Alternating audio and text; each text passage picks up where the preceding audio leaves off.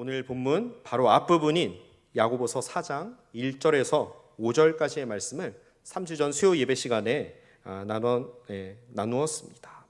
그런데 3주 전에 함께 나누었던 야고보서 4장 1절에서 5절까지 말씀에서는 다툼의 원인에 대해서 이렇게 진단하고 있습니다.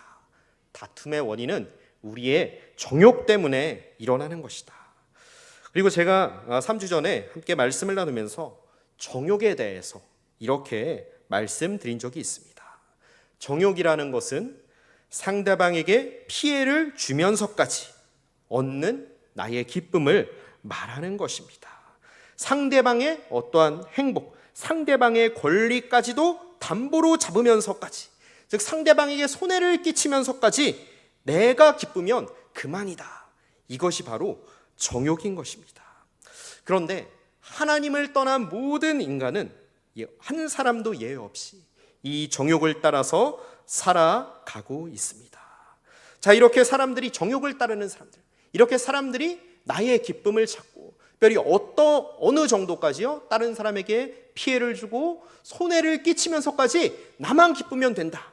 이러한 태도로 살아가다 보니까 이런 사람들이 모여서 사는 이 세상의 모습은 어떤 모습이 되겠습니까? 엉망진창이 될 수밖에 없습니다. 치열한 전쟁터가 될 수밖에 없습니다. 왜 그렇습니까? 한정된 이 지구라는 공간 속에서, 그리고 이 지구라는 공간을 살아가면서 우리들이 사는데 필요한 여러 가지 자원들, 이를테면 물이라든가 식량이라든가 석유라든가 이런 자원들이 무한정 다 있습니까? 아니죠. 한정된 소수의 자원 가운데서 살아가고 있습니다. 이렇게 한정된 공간 속에서, 한정된 자원 가운데서 자원으로 각자 자신들의 욕망을 채우려고 나의 기쁨을 얻기 위해서 아주 치열하게 살아갑니다. 때로는 어떻게 또한 살아가냐면요, 이것을 얻기 위해서 다른 사람들을 나의 적으로 여기고 다른 사람들을 나의 라이벌로 여기고 이러면서 아주 치열하게 경쟁이 벌어지게 되고, 이 경쟁에서 이기기 위해서 자연히 다툼이 생길 수밖에 없습니다. 그래서 우리가 살아가고 있는 이 세상의 모습을 치열한 전쟁터라고 해도 과언이 아닙니다. 때로는 사랑하는 가족들이 모여 사는 우리의 가정이 전쟁터가 될 때가 있지는 않습니까? 때로는 우리가 밤낮 땀 흘려서 열심히 일하는 그 직장이 우리의 전쟁터가 될 때도 있습니다. 그리고 때로는 우리의 살아가는 자녀들과 손주들이 다니는 학교, 요즘 계속해서 학교에서 여러 가지 문제들이 끊이질 않고 있습니다. 왕따 문제도 있고 학교 폭력 문제도 있고 여러 교권 침해 문제도 있고 여러 가지 문제들이 우리 학교 가운데서 발생하고 있습니다. 이러한 학교 또한 전쟁터가 될 때가 있지 않습니까? 하나님을 떠난 인간이 모인 그 자체가, 그 인간들이 모인 그곳이 바로 다툼과 싸움의 장이 될 수밖에 없는 것입니다. 왜 이 세상 가운데 끊임없는 전쟁이 벌어지고 있습니까? 왜 이 세상 가운데 서로를 미워하고 서로를 책망하고 그리고 서로 간에 끊임없는 다툼이 벌어지는 것일까요? 그것은 바로 우리의 왕 대신 하나님의 통치로부터 인간이 벗어났기 때문입니다. 자연히 하나님을 떠난 인간은 무엇을 따라서 살아갑니까? 제 소견에 옳은 대로 따라서 살아갈 수밖에 없습니다. 각자 나의 기뻐하는 것, 내가 원하는 것을 얻기 위해서 그러한 나의 정욕을 따라서 살아갈 수밖에 없습니다. 이러한 것들이 여러 가지 범죄의 모습으로, 또한 온갖 부조리들과 여러 가지 사회 악들과 여러 가지 악한 여러 죄의 열매들로 나타나게 되는 것이죠. 자, 이렇게 이처럼 정욕을 따라서 살아가는 이 사람들을 가리켜서, 또한 이 세상을 가리켜서 4절 말씀은 이렇게 말씀하고 있습니다. 그 사람들은 누구와 벗하는 자들입니까? 세상과 벗하는 자들이다. 하나님과 벗하는 삶에서 벗어나서 하나님을 떠났기 때문에 세상과 벗하면서 살아갈 수밖에 없다. 이렇게 말씀하고 있고요.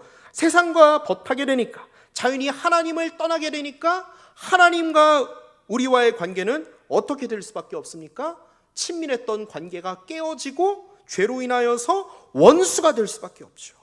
이렇게 하나님을 대적하는 원수된 자들이다. 이러한 사람들이 바로 정욕을 따라서 살아가는 자들이다라고 이렇게 말씀하고 있습니다. 자, 이렇게 하나님을 떠나서 죄 가운데서 살아가고 나의 욕망을 채우면서 살아가는 그러한 사람들의 결과는 무엇입니까? 하나님의 엄중한 심판이 기다리고 있습니다. 죄의 싹은 사망이요, 영원한 사망 가운데 놓일 수밖에 없습니다. 영원한 저주 가운데 놓일 수밖에 없습니다. 그런데 오늘 말씀 6절을 한번 보시겠습니다. 이렇게 하나님께서 나와 원수된 자들이다, 너희는 세상과 벗하는 자들이다, 이런 사람들과는 달리 또 다른 부류의 사람들이 있다고 말씀하고 있습니다. 우리 6절 말씀을 다 함께 읽으시겠습니다. 그러나 더욱 큰 은혜를 주시나니 그러므로 일렀으되 하나님이 교만한 자를 물리치시고 겸손한 자에게 은혜를 주신다 하였느니라. 자, 어떤 자들이 있습니까? 하나님과 원수된 자들에 대해서 우리 앞절에서 살펴봤지만은 이제 그와는 반대로 하나님께서 은혜를 주시는 자들, 하나님과 벗하면서 살아가는 자들이 있다라고 이렇게 말씀하고 있습니다. 자, 어떤 자들에게 하나님의 은혜가 임한다라고 말씀하고 있습니까? 6절 말씀을 보니까 겸손한 자들에게 하나님의 은혜가 임한다. 자, 겸손한 자들은 어떤 자들입니까? 하나님과 벗하는 자들, 세상과 벗하는 사람들과는 정반대로 하나님과 벗하는 자들이고요. 그리고 누구를 주인 삼은 자들입니까? 하나님을 주인으로 모시고 하나님의 통치 가운데서 하나님의 말씀을 따라서 살아가는 하나님의 백성들을 말합니다. 자, 이들 가운데 하나님께서는 크신 은혜를 너희에게 주시겠다라고 이렇게 약속하셨습니다. 자, 정욕을 따라 살아가는 사람들은요, 항상 자기의 기쁨을 채우기 위해서, 자신의 어떠한 만족을 채우기 위해서, 어떠한 자기의 욕망을 채우기 위해서 항상 열심히 일하고 애쓰는 삶을 살아갑니다. 그리고 그들 나름대로도 열심히 믿는 자들뿐만 아니라 이 세상 사람들 얼마나 열심히 살아갑니까? 돈을 많이 벌기 위해서 남들보다 더 좋은 학교에 가고 남들보다 더 높은 위치에 앉아서 더 많은 것들을 세상에서 많은 것들을 누리기 위해서 성공을 바라보면서 열심히 그들도 살아갑니다. 그런데 문제는 무엇이냐면요, 이렇게 열심히 힘쓰고 애쓰고 고생을 해도 항상 가난한 삶을 살아가게 된다는 것입니다. 그리고 여러 세상의 쾌락들을 즐기고 누려도, 이를테면은 미식을 찾아 나서고, 그리고 좋은 백화점에 가서 명품 쇼핑을 하고, 그리고 자녀들을 교육시키기 위해서 1년에 수천만 원의 돈, 그 이상의 돈도 아낌없이 투자하지만은 어떻습니까? 참된 만족이 그 가운데 없습니다. 늘 공허하고 부족할 뿐입니다. 그 이유가 무엇이죠? 그 중심에 누가 안 계시기 때문입니까? 하나님께서 계시지 않기 때문입니다. 그런데 이와는 반대로 하나님을 가까이 하는 자들에게는 오늘 말씀을 보니까 하나님의 은혜가 임한다라고 분명히 약속하십니다. 그런데 그 은혜가 어떤 은혜입니까? 그냥 은혜가 아니라 더욱 큰 은혜가 임한다라고 말씀하십니다. 하나님의 은혜는요, 한 번만 우리 가운데 임하고 끝나는 것이 아니라는 것입니다. 하나님께서 가장 적절한 때에 하나님께서 가장 적합한 방법으로 우리 삶 가운데 함께 하십니다. 이 사실을 믿으십니까? 하나님의 때마다, 하나님의 시마다 끊임없이 우리에게 베풀어 주시는 것이, 믿는 자들에게 베풀어 주시는 것이 바로 하나님의 은혜라는 사실을 기억하시길 원합니다. 그렇기 때문에 하나님의 은혜를 경험하는 자들은 결코 가난하지 않습니다. 항상 부유한 삶을 살아갑니다. 물론 세상의 눈으로 봤을 때 우리가 처한 상황이 물질적으로 가난할 수 있습니다. 때로는 어려운 일이 우리 가운데 닥칠 때도 있고요, 때로는 이해할 수 없는 고난들이 우리 가운데 찾아올 때도 있습니다. 그러나 고린도후서 6장 10절은 이렇게 말씀하고 있습니다. 근심하는 자 같으나 항상 기뻐하고, 가난한 자 같으나 많은 사람을 부유하게 하고, 아무것도 없는 자 같으나 모든 것을 가진 자로다. 할렐루야. 이들이 누굽니까? 하나님을 주인으로 모신, 하나님과 버타는 삶을 살아가는 하나님의 백성들, 성도들인 줄 믿으시기를 바랍니다. 근심하는 자 같으나 항상 기뻐할 수 있습니다. 누구 때문에요? 우리와 함께하고 계시는 성령 하나님 때문에. 그리고 가난하고 좀 세상 사람들 들어봤을 땐 덜 가신 것 같지만은 다른 사람들 앞에서도 전혀 꿀리지가 않습니다. 오히려 당당하게 살아갈 수 있습니다. 그리고 비록 나의 사정이 조금 어렵고 덜 가졌을지라도 하나님께서 내게 주신 것들을 가지고 어떻게 살아가냐면요, 다른 사람들을 세워주고 다른 사람들과 함께 나누고 그들을 돕는 삶을 살아갑니다. 이것이 진정한 부요한 삶인 줄 믿으시기를 바랍니다. 바라기는 이곳에 계신 저와 우리 모든 성도님들의 삶이 하나님으로 인하여 부요한 삶을 살아가시기를 주님의 이름으로 간절히 소원합니다. 자, 이렇게 큰 은혜를 받은 자들은 또한 어떤 모습으로 살아가냐면요, 우리 6절 말씀을 보니까 어떻게 살아갑니까? 하나님 앞에서 겸손한 삶을 살아갑니다. 자신의 위치가 무엇인지 분명히 아는 것입니다. 내가 하나님께 속할 때에, 하나님을 섬길 때에 내가 잘 살아갈 수 있구나, 진정으로 기쁜 삶, 평안이 가득한 삶을 살아갈 수 있구나라는 사실을 알게 되는 거죠. 그리고 7절 말씀 보니까 또 어떠한 삶을 살아갑니까? 하나님께 적극적으로 복종하며, 적극적으로 하나님 말씀에 순종하며 누구와 대적하는 삶을 살아갑니다. 마귀를 대적하는 삶을 살아갑니다. 자, 세상을 버타면서 살아가는 그러한 정욕을 따라 살아가는 사람들과는 정반대의 삶을 살아가지 않습니까? 이것이 바로 하나님의 벗된 성도들의 모습인 줄 믿습니다. 자, 그렇다면 우리가 어떻게 하면 매 순간 하나님의 벗으로 살아갈 수 있겠습니까? 우리가 8절 말씀처럼, 자, 8절 말씀에 보니까 누구를 가까이 할 때요? 하나님을 가까이 할 때에 하나님의 통치를 받아들이고 우리 주님께 우리의 삶을 맡길 때에 우리가 하나님의 벗이 될 수 있습니다. 그럴 때 하나님께서 우리 안에, 우리가 주님 안에 거하는 삶을 살아갈 수가 있습니다. 그런데요, 이렇게 주님 안에 거하는 성도들의 삶 가운데는 공통적으로 나타나는 모습이 있습니다. 그것이 무엇인지 아십니까? 바로 회개입니다. 우리 다 함께 8절과 9절 말씀을 읽으시겠습니다. 하나님을 가까이 하라. 그리하면 너희를 가까이 하시리라. 죄인들아, 손을 깨끗이 하라. 두 마음을 품은 자들아, 마음을 성결하게 하라. 슬퍼하며 애통하며 울지어다. 너희 웃음을 애통으로, 너희 즐거움을 근심으로 바꿀지어다. 자, 여기에 보면은 회개의 아주 구체적인 모습들이 언급되고 있습니다.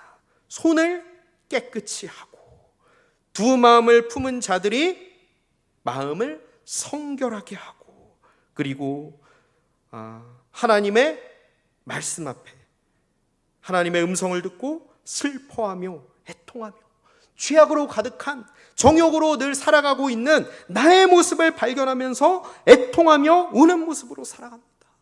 그리고 이들에겐 또 무엇이 있습니까? 거룩한 근심이 있습니다. 내가 어떻게 하나님의 뜻을 따라서 이 땅 가운데서 살아갈 수 있을까? 내가 어떻게 하나님께서 우리에게 맡겨주신 이 가정 속에서, 또한 직장 가운데서, 이 교회 공동체 가운데서 어떻게 하나님의 뜻을 따라서 살아갈 수 있을까? 그런데 나의 모습을 볼 때에는 도저히 나의 힘으로는 그렇게 살아갈 수 있습니까? 없습니까? 없습니다. 그렇기 때문에 하나님의 은혜를 구하며 나아가는 것입니다. 거룩한 근심을 가지고 하나님을 찾게 되는 것이죠. 이것이 바로 회개의 구체적인 모습들이 아니겠습니까? 회개라는 것은 그저 우리가 지은 잘못 몇 가지를 이야기하면서 하나님, 내가 오늘은 이런 죄를 지었고요, 저런 죄를 지었습니다, 용서해 주십시오 하는 것이 아닙니다. 물론 이것도 회개이긴 합니다. 그런데 성경에서 말하는 회개의 의미는 이보다 훨씬 더 높습니다. 그런데 많은 분들이 회개라고 하면은 이렇게 자기가 지은 죄 몇 가지를 이야기하면서 하나님 용서해 주세요 이야기하는 것으로 생각하시는 분들이 적지 않은 것 같습니다. 그런데 이런 식의 회개는요, 우리가 가톨릭에서 또 어떤 것들이 있습니까? 신부를 찾아가서 자기의 죄를 이야기하는 고해성사라는 것이 있지 않습니까? 어떻게 보면 이것과는 전혀 다를 것이 없는 것입니다. 성경이 말하고 있는 회개라는 것은 무엇이냐면요, 바로 우리의 방향을 전환하는 것입니다. 자, 내가 부산으로 가기로 작정을 하고 이제 길을 떠나는데 광주로 가는, 정반대편에 있는 광주로 가는 길을 쭉 가고 있습니다. 자, 이렇게 계속해서 광주를 향해 가고 있는 그 길을 계속해서 간다면은 최종 목적지인 내가 목표로 했던 부산에 도달할 수 있겠습니까? 없겠습니까? 당연히 없습니다. 자, 이 길에서 여기서 다시 부산으로 가기 위해서 어떻게 해야겠습니까? 그 길에서 다시 그 길에서 빠져나와 가지고서 부산으로 가는 그 길로 가야 부산에 도착하게 되지 않겠습니까? 회개라는 것은 이렇게 방향 전환이라는 것입니다. 잘못된 방향으로 가던 길을 멈추고 나의 욕망을 따라서, 나의 정욕을 따라서, 세상의 쾌락을 따라서 가던 그 발걸음을 멈추고 돌아서서 어디로 가는 것입니까? 올바른 방향으로 하나님께서 인도하시는 그 바른 길로 가는 것, 이것이 바로 회개인 줄로 믿으시기를 바랍니다. 나의 정욕을 따라서 세상과 버타는 삶으로 벗어나서 하나님과 버타는 그 삶을 살아가는 것, 그 길로 나아가는 것이 바로 회개입니다.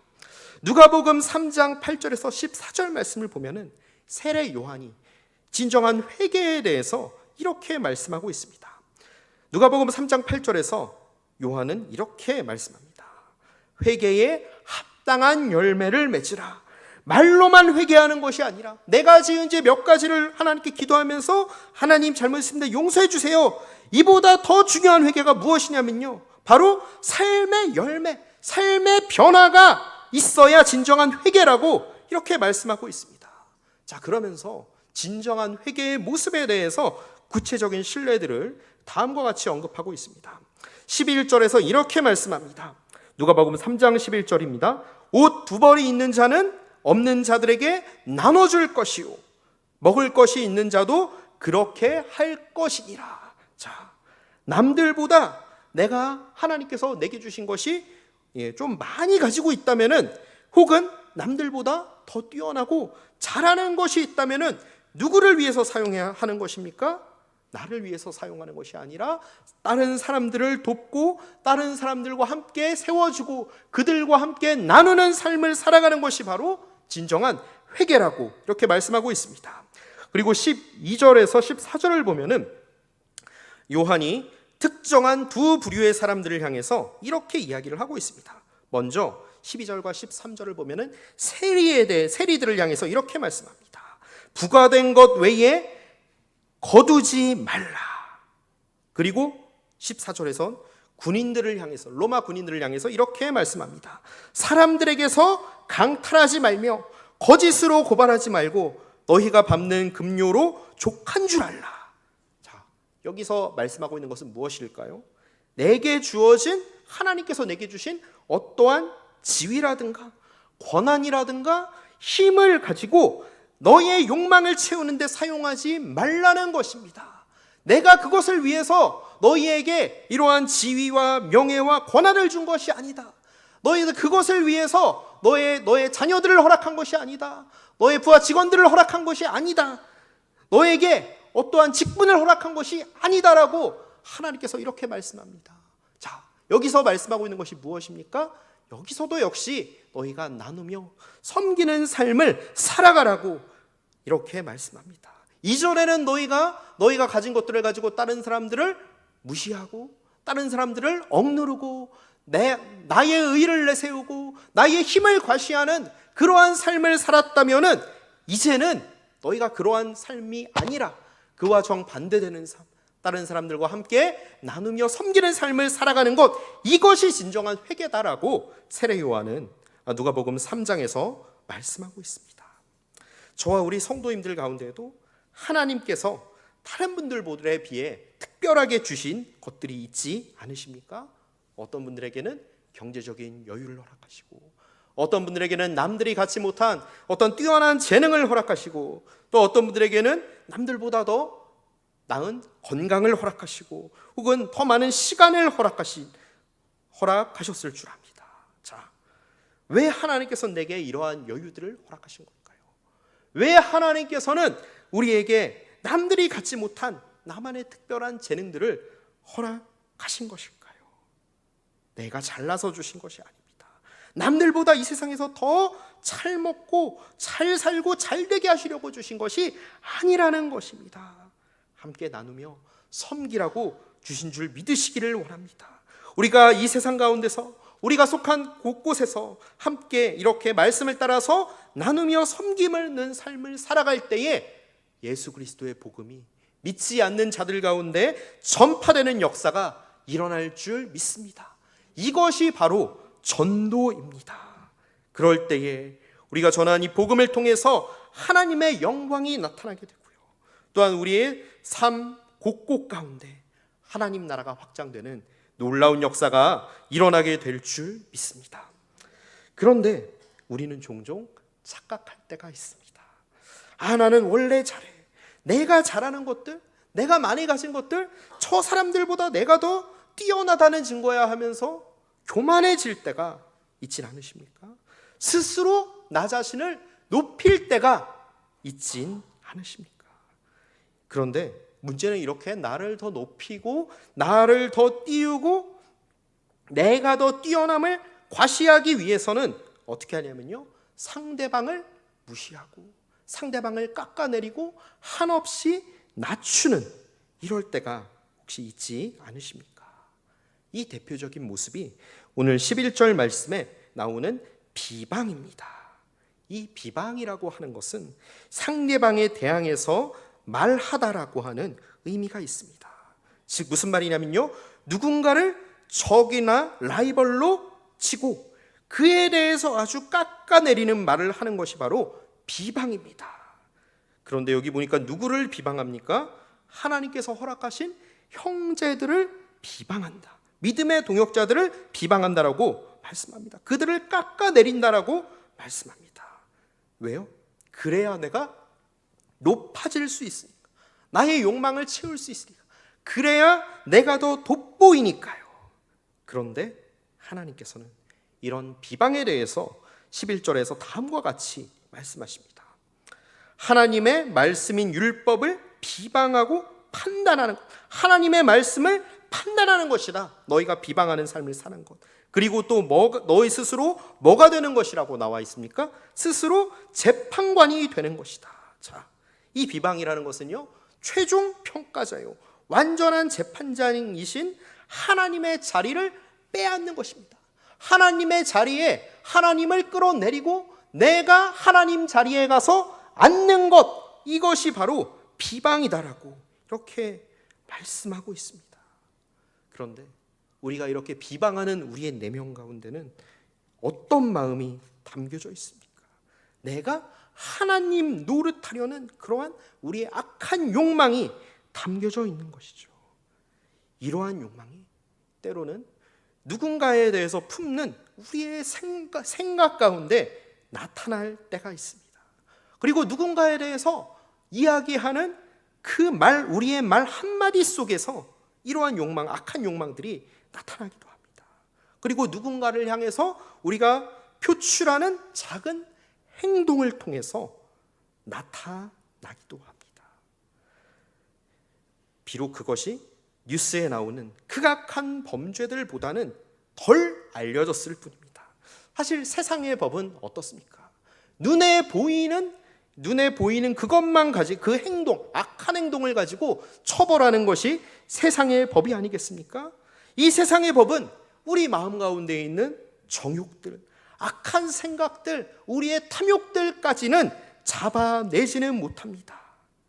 그런데 누가 이 모든 것을 아십니까? 오늘 12절 말씀처럼 완전한 재판관이신 하나님께서 다 아신다는 사실입니다. 우리 하나님께서는 어떤 분이십니까? 우리 마음 깊은 곳 가운데까지도 다 통찰하시고 다 아시고 판단하시는 분이 우리 하나님이신 줄 믿으시기를 바랍니다. 우리가 아무리 그 앞에서 감추려고 해도요, 비록 다른 사람들이 봤을 때는 우리가 품는 악한 생각, 그냥 아무것 정욕들 그냥 아무것도 아닙니다. 전혀 죄가 될 일이 없습니다. 그런데 하나님 앞에서는 이 악한 생각들, 우리의 마음 깊은 곳에 있는 그 죄들을 감출 수 없다는 사실입니다. 그렇기 때문에 우리는 항상 기억해야 합니다. 완전한 재판관이신 하나님께서 우리를 살피고 계시는구나. 하나님께서 우리와 늘 함께 하시는구나. 이 사실을 알 때에 우리는 하나님 앞에서 겸손할 수밖에 없습니다. 내가 하는 말 한마디, 내가 품는 생각, 그리고 내가 하는 행동이 과연 하나님 보시기에 과연 이게 올바른 것일까? 하나님께서 진짜 기뻐하시는 걸까? 날마다 우리 자신을 돌아볼 수밖에 없다는 사실입니다. 바라기는 매 순간 하나님 앞에 겸손하신 저와 모든 성도님들 되시기를 원합니다. 이러한 하나님을 신뢰하시기를 간절히 원합니다. 하나님을 신뢰한다는 것은요, 우리 삶 전부를 하나님께 내어드리는 것입니다. 하나님, 저는 하나님의 것입니다. 나의 전부를 주님께서 다스려 주옵소서. 주님 앞에 무릎을 꿇는 것입니다. 갈라디아서 2장 20절에서 바울은 이렇게 말씀합니다. 내가 그리스도와 함께 십자가에 못 박혔나니 그런즉 이제는 내가 사는 것이 아니요 오직 내 안에 그리스도께서 사시는 것이라. 이제 내가 육체 가운데 사는 것은 나를 사랑하사 나를 위하여 자기 자신을 버리신 하나님의 아들을 믿는 믿음 안에서 사는 것이라. 아멘. 나는 죽고 그리스도께서 주인 되시는 삶, 날마다 성령님의 인도하심을 따라서 살아가는 삶, 이것이 신앙생활입니다. 어떤 분들은 이런 말씀을 하십니다. 야, 네가 예수를 믿으면 예수쟁이로 살아가면 무슨 재미로 살아가냐? 술도 못 마시고 담배도 못 피고 그리고 일요일에 우리처럼 놀러 가지도 못하고 무슨 재미로 사냐? 이렇게 말씀하시는 분들이 혹시 우리 주변에 믿지 않는 분들 가운데 있지 않습니까? 이분들이 봤을 때는 성도들이 세상의 즐거움을 누리지 못하는 것 같습니다. 늘 항상 양보하고 져주는 삶을 살아가는 것만 같습니다. 그런데 과연 그럴까요?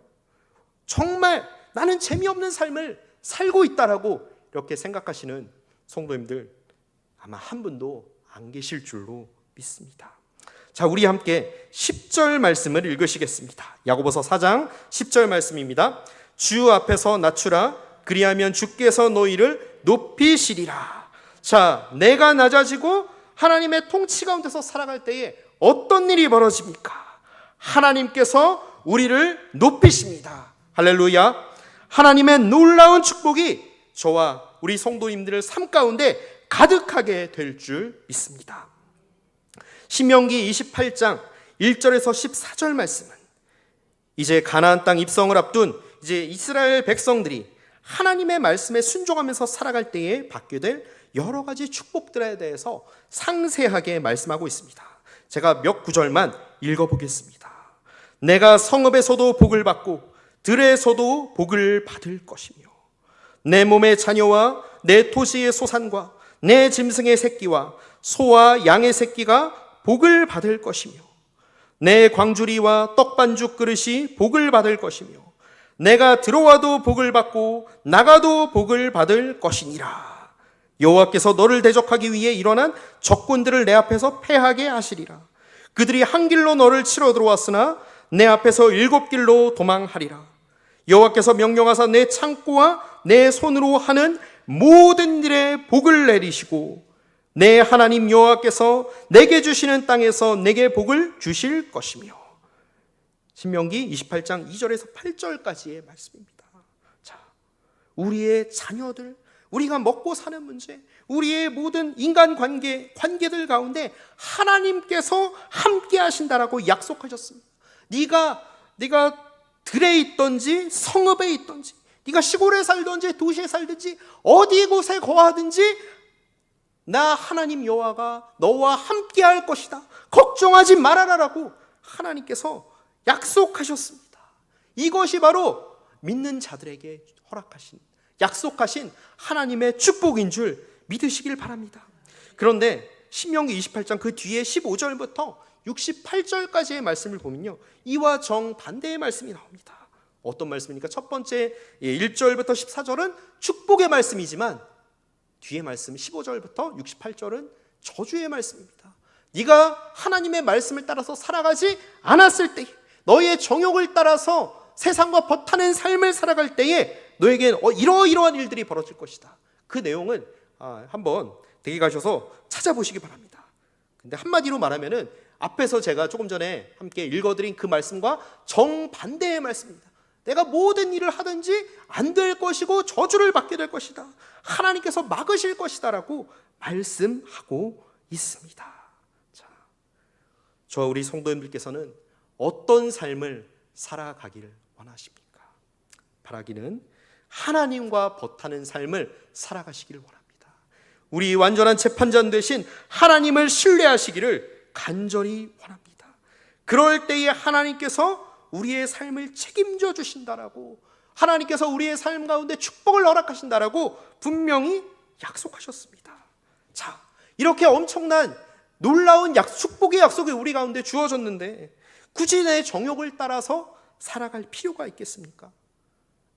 다른 사람들과 막 경쟁하고, 다른 사람들을 무시하고, 다른 사람들과 다투고 싸울 필요가 있겠습니까? 정말 바보 같은 짓이 아니겠습니까? 정말 유치한 짓이 아니겠습니까? 하나라도 더 얻기 위해서 다른 사람들과 이렇게 싸우는 모습들, 하나님의 복을 받지 못합니다.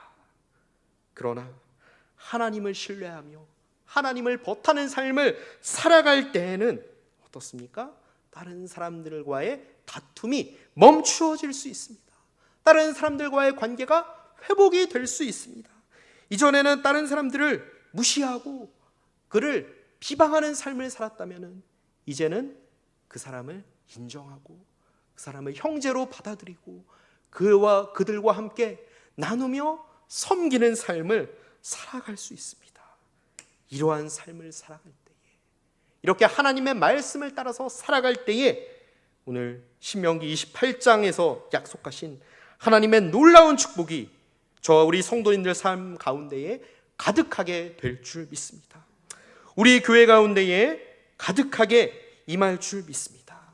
나아가 이곳에 계신 저와 우리 성도님들과 우리 교회를 통해서 그리스도의 축복이 이 나라 가운데에, 믿지 않는 자들 가운데에, 온 세계 가운데에 확장되는 하나님의 축복의 통로로 살아가게 되실 줄 믿습니다.